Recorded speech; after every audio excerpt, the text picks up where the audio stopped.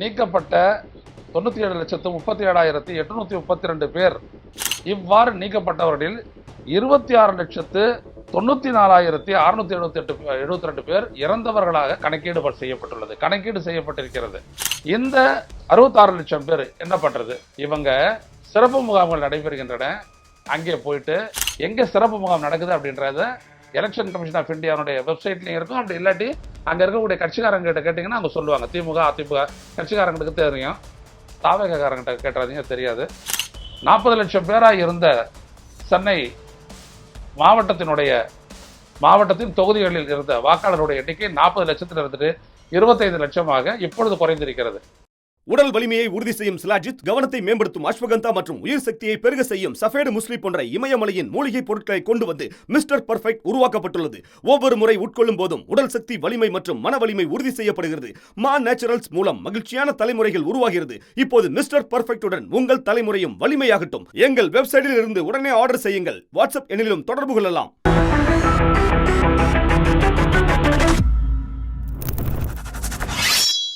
வணக்கம் தோழர்களே. ருஸ்தசேரின் வாயிலாக இன்று மீண்டும் உங்களை சந்திப்பதில் பெருமகிழ்ச்சி அடைகின்றேன். தமிழ்நாட்டில் கடந்த 1 மாத காலத்திற்கு மேலாக மேற்கொள்ளப்பட்ட வாக்காளர் பட்டியல் சிறப்பு தீவிர திருத்தத்தின் மூலம் வாக்காளர் பட்டியலில் இருந்த வாக்காளர்களினுடைய எண்ணிக்கை 97,37,832 பேர் குறைந்திருக்கின்றனர். அதாவது இந்த எஸ்ஐஆர் நடவடிக்கைக்கு முன்பாக தமிழ்நாட்டின் வாக்காளர்களினுடைய எண்ணிக்கை 6,41,14,587 இருந்தது. இப்பொழுது நீக்கப்பட்ட 97,37,832 பேர் அவர்கள் போக இப்பொழுது தமிழ்நாட்டினுடைய இன்றைய கணக்குப்படி வாக்காளருடைய எண்ணிக்கை 5,43,76,755 ஆகும். இந்த நீக்கப்பட்டதாக சொல்லக்கூடிய வாக்காளர்கள் படிவம் கொடுக்காதவர்கள். அதாவது ஏற்கனவே அவர்கள் எந்த இடத்தில் வசித்தார்களோ அந்த இடத்தில் அவர்கள் இல்லை. That is shifted. இவ்வாறு ஷிஃப்டட் அப்படின்னு சொல்லக்கூடியவர்கள் மட்டும் இந்த 97 லட்சம் பேரில் 66,44,881 பேர். நன்றாக புரிந்து கொள்ளுங்கள். இது நீக்கப்பட்டவர்கள் பர்மனன்ட் டிலீஷன் கிடையாது. ஏற்கனவே எந்த தொகுதியில் அவர்கள் வாக்களித்தார்களோ, அதாவது 2002, 2005 வரை எந்த தொகுதியில் வாக்களித்தார்களோ அந்த தொகுதியில், அந்த வாக்குச்சாவடியில், அது உட்பட்ட அந்த முகவரியில், அவர்கள் வசித்த முகவரியில் இப்பொழுது இல்லை என்கின்ற காரணத்தினால் அவர்களுடைய பெயர் நீக்கப்பட்டிருக்கிறது. இவ்வளவுதான். எனவே இது வாக்காளர் பட்டியலிருந்து நிரந்தரமாக நீக்கப்பட்டதாக பொருள் அல்ல. இவ்வாறு நீக்கப்பட்டவர்களில் 26,94,672 பேர் இறந்தவர்களாக கணக்கீடு செய்யப்பட்டுள்ளது. கணக்கீடு செய்யப்பட்டிருக்கிறது. இதில் தவறு கூட இருக்கலாம்.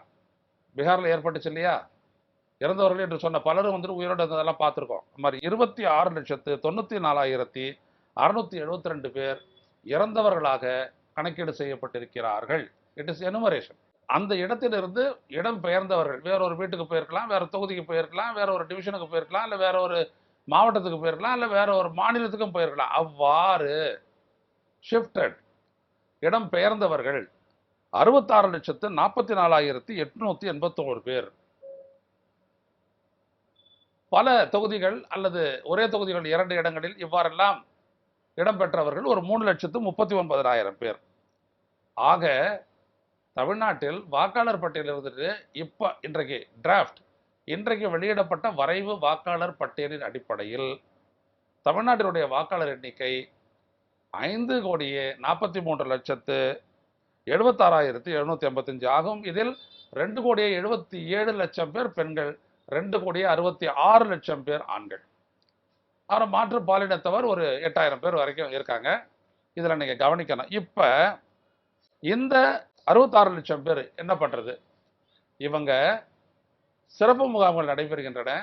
அங்கே போயிட்டு அவருடைய வாக்காளர் அடையாள அட்டையை வைத்துக்கொண்டு அவர்கள் படிவம் 6 வாங்கி அதில் தங்களுடைய பெயர், வாக்காளர் அது வாக்காளர் அடையாள அட்டை எண்ணு, இதெல்லாம் மற்ற மற்ற விவரங்களை எல்லாம் நிறைவு செய்து அதை அந்த சிறப்பு முகாம்கள் நடக்கக்கூடிய இடத்துல அவங்க கொடுக்க வேண்டும். இது ஒவ்வொரு தொகுதிக்கும் நடைபெறக்கூடிய ஒரு விடயம்.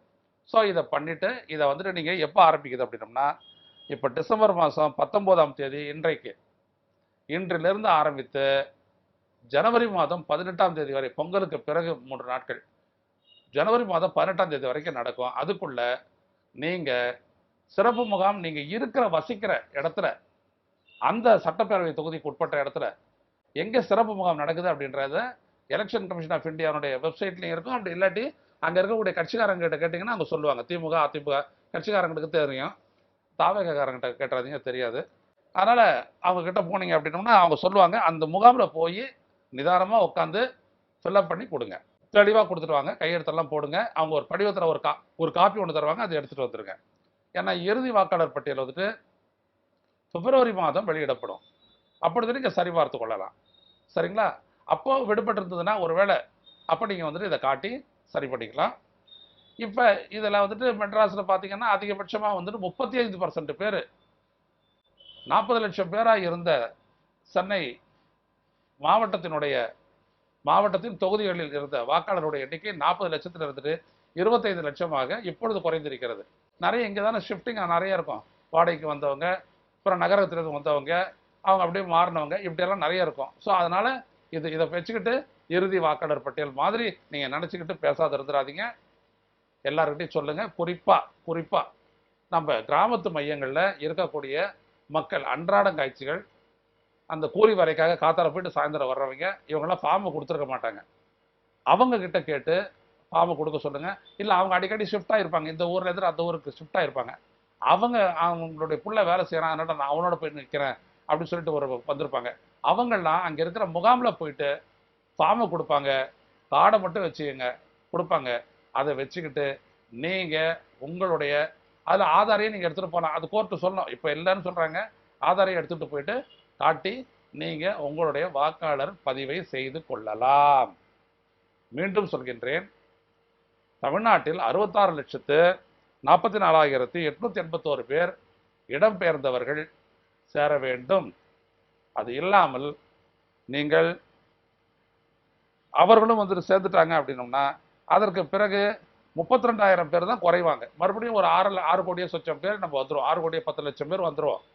அதனால் அது ரொம்ப முக்கியம். அதிலும் குறிப்பாக 18 வயசை நிறைவு செய்தவர்களுடைய அவங்களையும் கூட்டு போயிட்டு இந்த சிறப்பு முகாம் ஸ்பெஷல் கேம்ப் ஃபார் என்ரோல்மெண்ட், இது வரைக்கும் எனுமரேஷன் நடந்துச்சு, இப்போ என்ரோல்மெண்ட் ஆஃப் ஓட்டர்ஸ், அந்த இடத்துல போய் நீங்கள் பண்ணுங்கள்.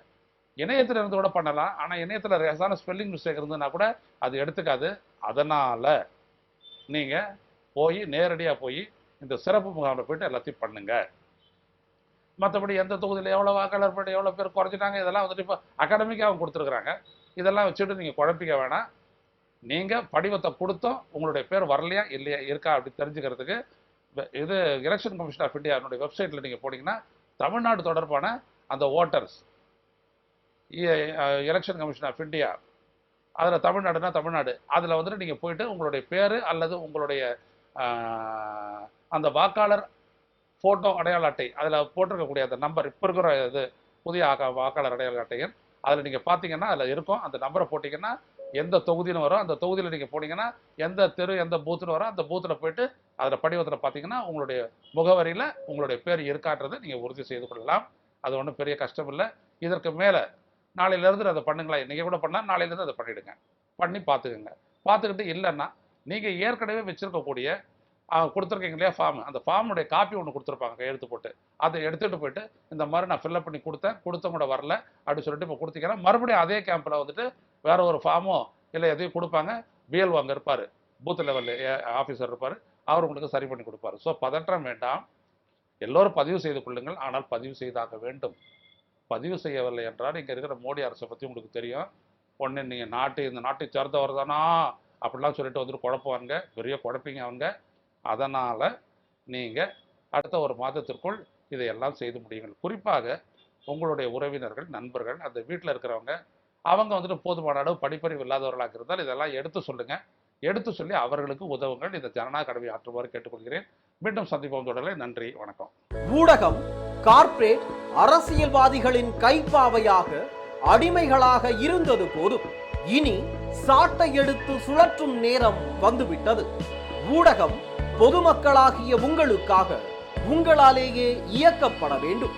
ஊடக சுதந்திரத்திற்காக உங்களின் பங்களிப்பை இன்றே அளித்திடுங்கள்.